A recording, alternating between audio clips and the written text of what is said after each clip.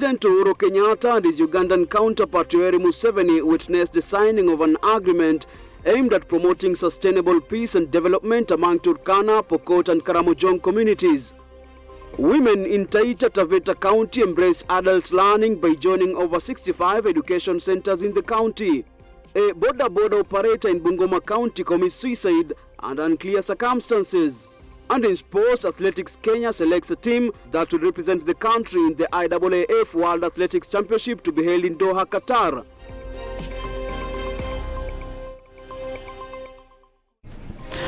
Hello everyone and welcome to Breaking Today. My name is Zabula Ahmed and our sign language interpreter is Tracy Dorcas. We have a lot lined up for you tonight. First, we'll start with some sad news where the body of missing Dutch tycoon Top Coin has been found in a septic tank at his home in Kitisoro, Spring Valley, Nairobi. According to the Director of Criminal Investigation, George Kinoti, the body was discovered on Friday afternoon, a day after the tycoon's wife, Sarah Wairim, was presented in court to face murder charges. Cohen, who is a former CEO of Philips Electronics East Africa, was reported missing from their Lower Kabete home in Nairobi between July 19th and July 20th, 2019.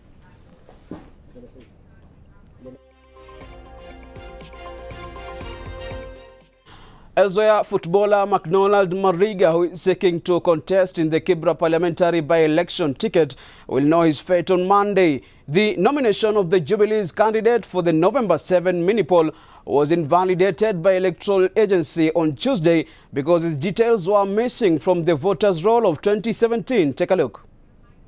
We have invalidated Mariga's nomination. Retired football star McDonald Mariga, who is keen to succeed Ken Okoth in the mini-poll, was dealt a major blow on Tuesday after Kibra constituency returning officer Beatrice Muli failed to clear him on ground that he was not a registered voter.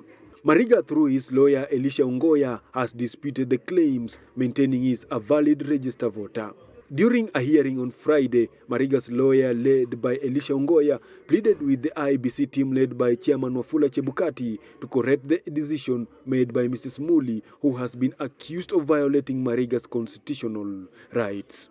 We note with dismay. Mr. Ongoya argued that the respondent, Kibra constituency returning officer, made a mistake in nullifying Mariga's candidature, and as such, it will deny voters in Kibra a right to choose their candidate of choice. Ongoya submitted that Mr. Mariga has all the required documents enlisted by the Constitution concerning the elections. On his part, IEBC Chairman Wafula Chebukati, who was flanked by Commissioners Abdi Guliye and Boya Mulu during the session, said all the parties involved in the case made their submission, including those opposed to Mariga's candidature and those challenging his invalidation. Should Mariga be cleared, he will face off against ODM's Imran Okoth, brother to the late Ken Amani National Congress Eliud Owalo, who is a former presidential manager of ODM leader Raila Odinga, and other 20 aspirants already cleared by IEBC. The Independent Electoral and Boundaries Commission, IEBC Dispute Resolution Committee, will render its ruling on Monday. Kevin Sewe, Switch TV. Moving on, Kenya now launches UN campaigns after it was endorsed by the Africa Group as a candidate for the United Nations Security Council non-permanent seat for the 2021-2022 term. The launch is set to take place on the 16th of September. Kenya garnered 37 votes against Djibouti's 13 during this session. According to CS of Foreign Affairs Monica Juma, the campaign is themed on peace and security for sustainable development. Joki Merita reports. In her sixth briefing for the ministry since joining office, the CS of Foreign Affairs, Monica Juma, said that Kenya will launch on the 16th of September. This is after garnering 37 votes against Djibouti's 13 during a session by the 54-member regional groups in Addis Ababa, Ethiopia. Kenya's bid picked up momentum in November last year after the EAC member states declared their support for her candidature. In February 2019, Kenya won another 3-year term in the African Union Peace and Security Council after garnering 37 votes. In the last 3 months, we have seen the ministry has deployed a well-crafted strategy that has seen the African Union overwhelmingly endorse Kenya's candidature for a non-permanent seat to the UN Security Council. The CES reveals that Kenya has been receiving full support from East African countries and it's running on a mantra, support Africa, vote Kenya. The first endorsement, the first commitment that we were given in support of our candidature actually came from Ethiopia in May of last year. So the notions around neighbors, it's really, it's not well informed.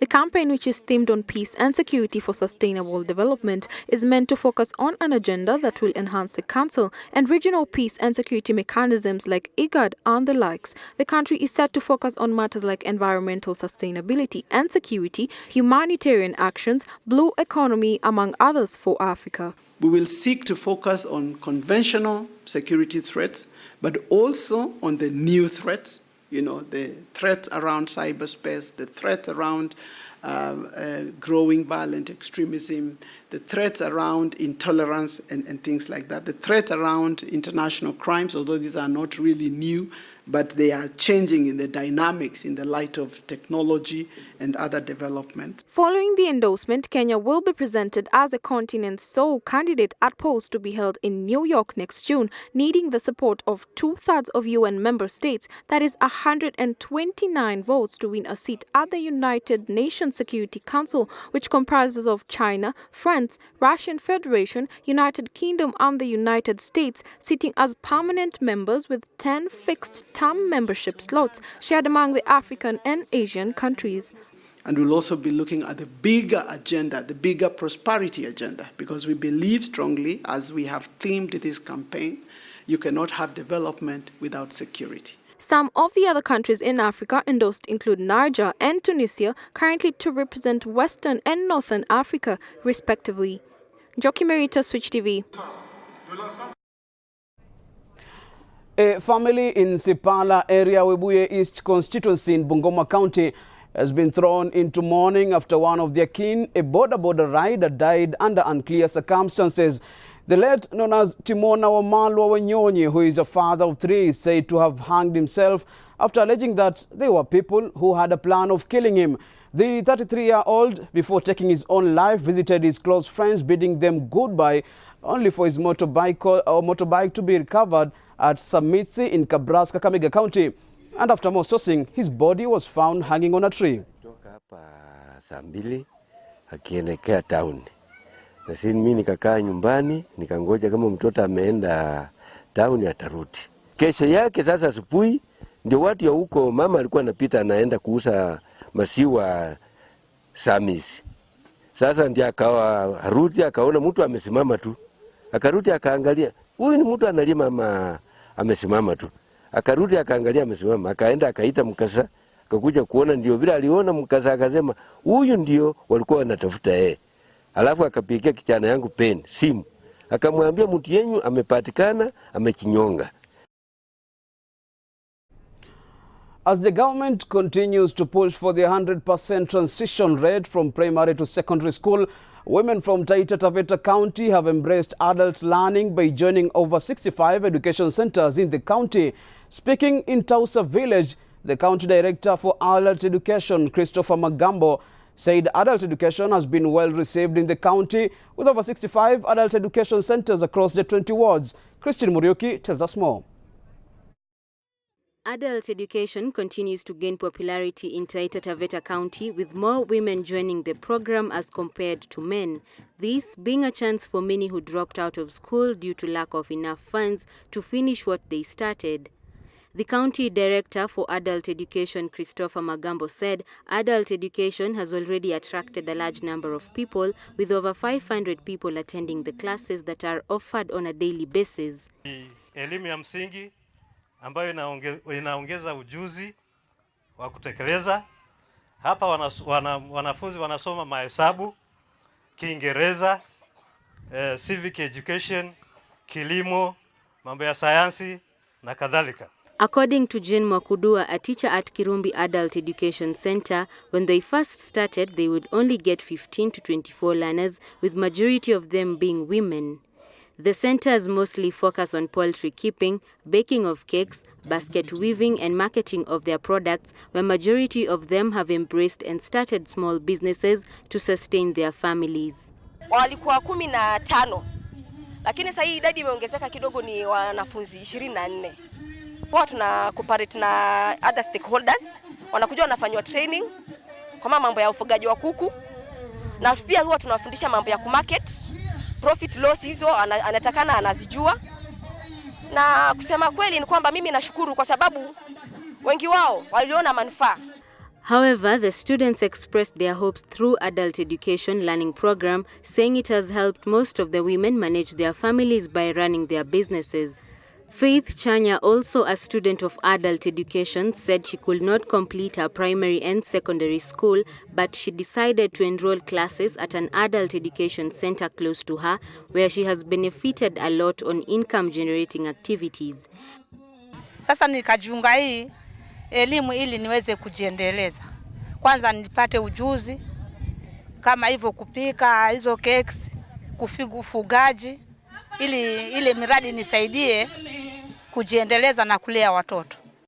The County Commissioner of Taita Taveta, Rhoda Onyancha, challenged parents and guardians to take education seriously as it plays a very important role in society.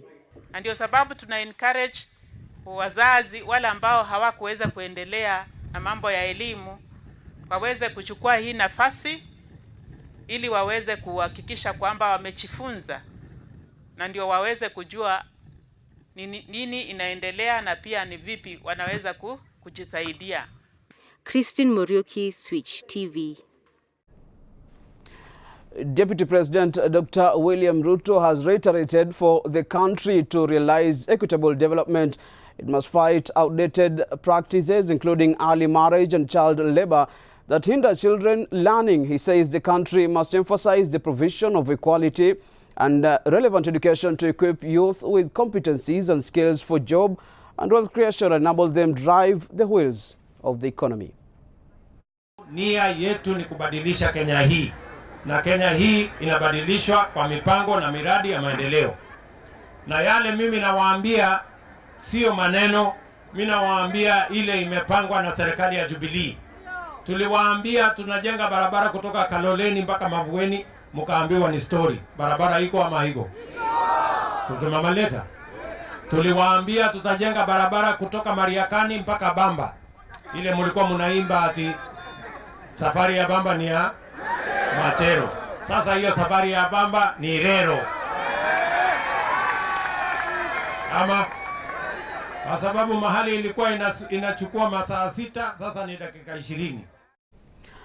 First aiders across the country were today gathered at the Kenya Red Cross headquarters in South Sea for the annual National First Aid Competition. The society's aim of the national competition is to help first aiders develop and practice their skills and stimulate real-life experience through scenario-based approaches in order to test the first aiders' ability to cope and assist during emergencies.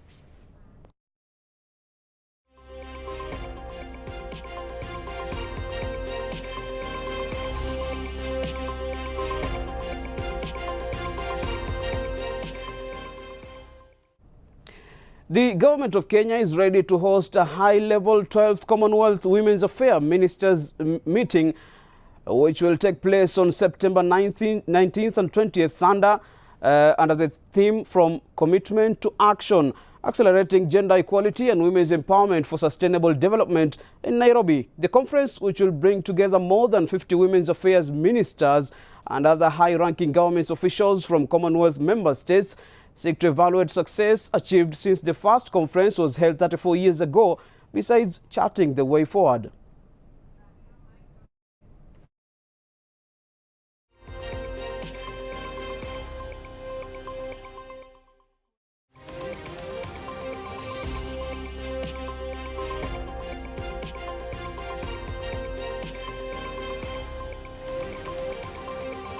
Learning through best practices, networking and exploring innovative strategies in moving forward our common goal of achieving gender equality and empowerment of women and girls.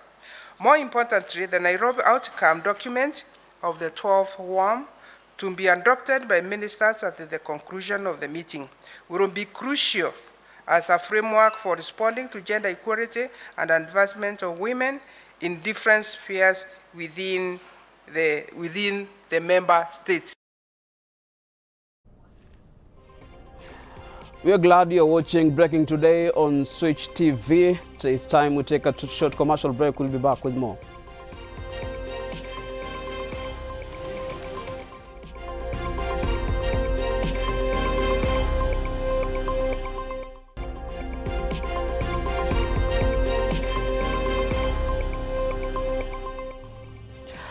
Welcome back and thank you for watching Breaking Today on Switch TV. Remember, you can send in your feedback to the SMS line 22999 or also through our social media platforms on Facebook and Twitter at Switch TV Kenya. Moving on, President Uhuru Kenyatta and his Ugandan counterpart Yoweri Museveni today witnessed the signing of an agreement aimed at promoting sustainable peace and development among Turkana, Pokot and Karamojong communities. The program, dubbed Cross-Border Sustainable Peace and Development, seeks to end hostilities among the three neighboring communities and enhance development in the region by promoting non-violent interactions and collaborations. Speaking during the launch ceremony in Moroto town, President Uhuru Kenyatta welcomed the agreement, saying it will help spur development in the region, which has for many years suffered unnecessary communal conflict. The United Nations supported intervention that will be led by a ministerial committee co-chaired by Kenya and Uganda will be implemented in the region to reduce tensions resulting from access to shared resources such as water and pasture. He said that the Peace and Development Program will assist in transforming the border region from a conflict zone to an area of progress, development and wealth. The President noted that it is through wealth creation as envisioned in the signed Peace and Development Agreement that the party that plague the region can be fought successfully.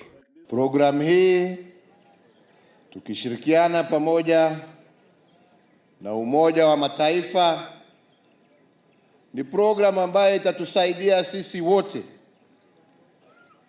kuhakikisha ya kwamba tuko na amani, wananchi wetu wanaishi pamoja na pia kutuwezesha kufanya maendeleo.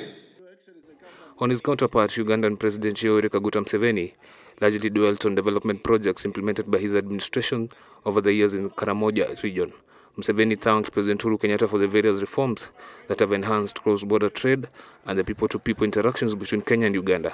On regional connectivity infrastructure, President Museveni called for UN involvement in lobbying donor institutions and development partners to support more regional and inter-country roads. Amani, maji.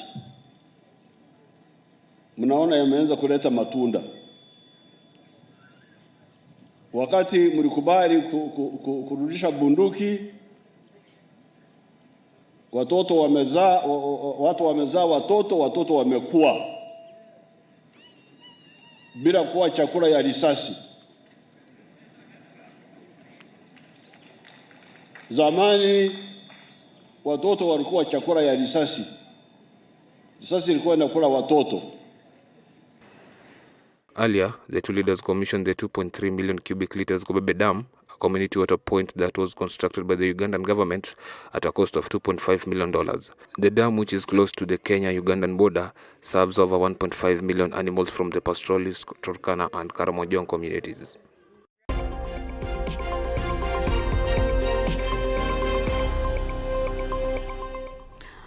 And let us now take a look at the money markets.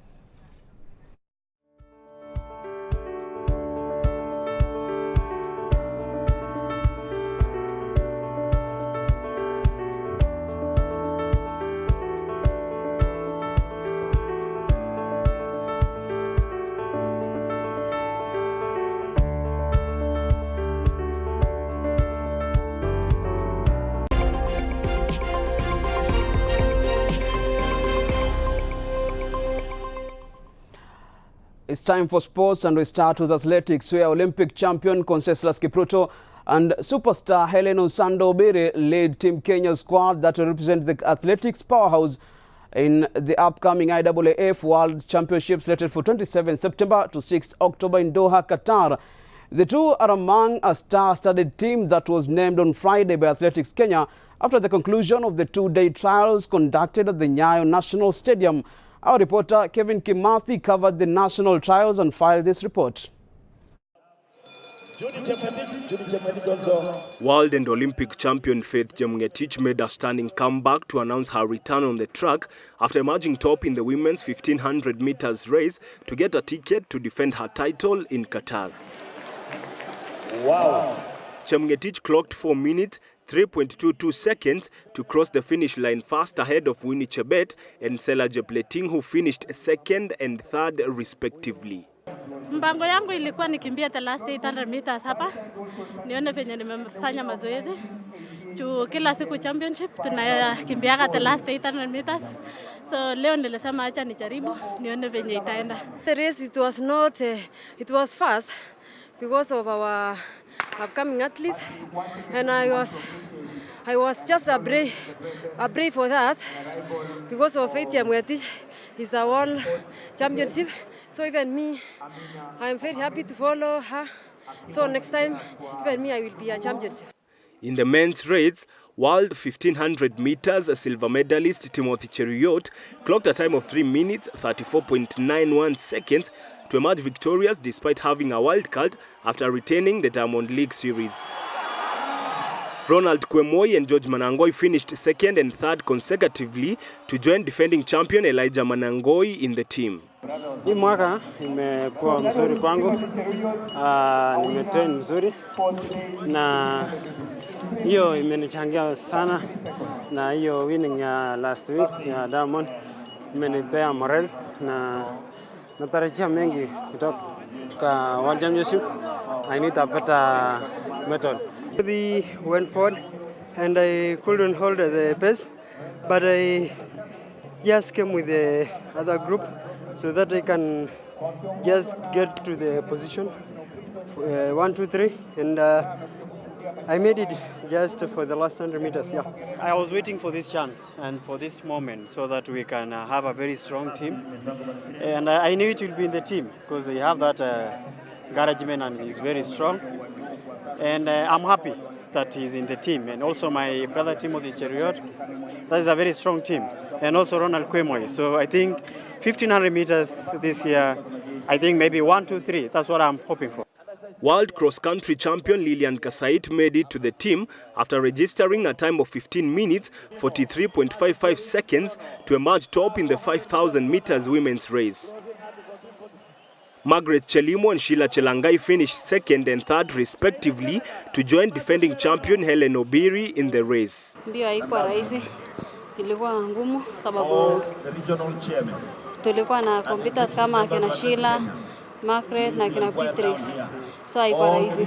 World Under-18 2000 meters steeplechase champion Leonard Bett edged out Africa Games champion Benjamin Keegan to win a 3000 meter steeplechase and qualify for the World Championships. Bett clocked a time of 8 minutes 20.29 seconds to finish ahead of Keegan and Abraham Kibiwot. Kumekuwa na atiti mingi ama story mingi kuhusu hii mbio yetu ya mita 3000 tangu nipate hiyo injury, lakini sasa Kenya naambia watu, naambia nimepona ile tu na nimefanya mazoezi vizuri. Naambia hii wiki mbili patu niko naye, nitafanya hesabu yangu ikifika hiyo wakati wa hiyo mbio yetu kule Toa nitaijua. And then at the moment I know I'm the defending champion. Kimboya alituwajia, mimi ndo sasa lazima nishukie ushukani. Kenya will be out to better its second place finish at the last edition in 2017, where they collected a total of 11 medals, 5 gold medals, 2 silver medals and 4 bronze medals. Kevin Kimathi, Switch TV. All the best to Team Kenya. Remember 2015 in Beijing, China, Kenya topped the medal standings with a total of 16 medals, 7 gold, 6 silver and 3 bronze.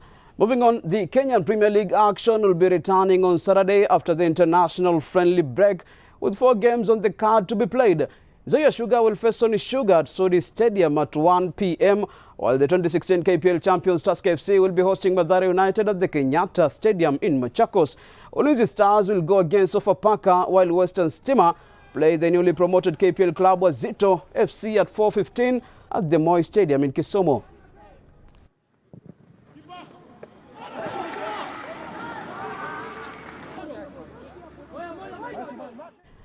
The Kenya Breweries Limited has today announced 115 million Kenya shillings investment in the sport of rugby in Kenya through its flagship brand Tusker. The announcement is the latest chapter in the brand's long history with the sport of rugby, which dates back to the early 90s when they first took up title sponsorship of the Safari Sevens. From this investment, 37.5 million shillings will go into supporting the Kenya Rugby Union in all its activities, including the men's and women's national 7s and 15s teams. The brand's investment will also go into rugby clubs across the country, as well as the universities, in an effort to grow and nurture rugby talent in Kenya.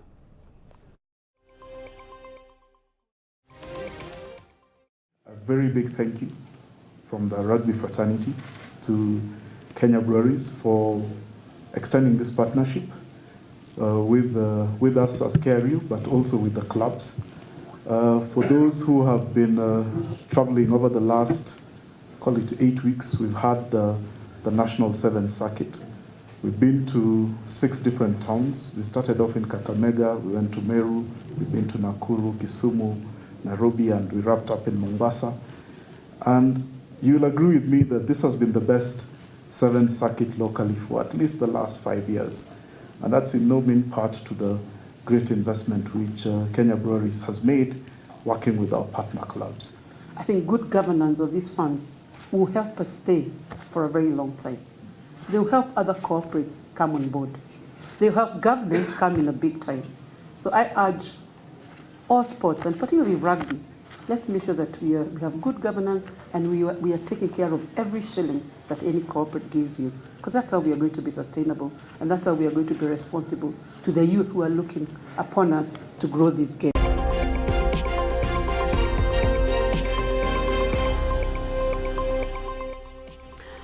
And that story brings us to the end of Breaking Tonight. Thank you for watching. My name is Zabula Ahmed, and our sign language interpreter is Tracy Dorcas. Thank you. Good evening. I'm following the news bulletin from Vita. We are together, Bula.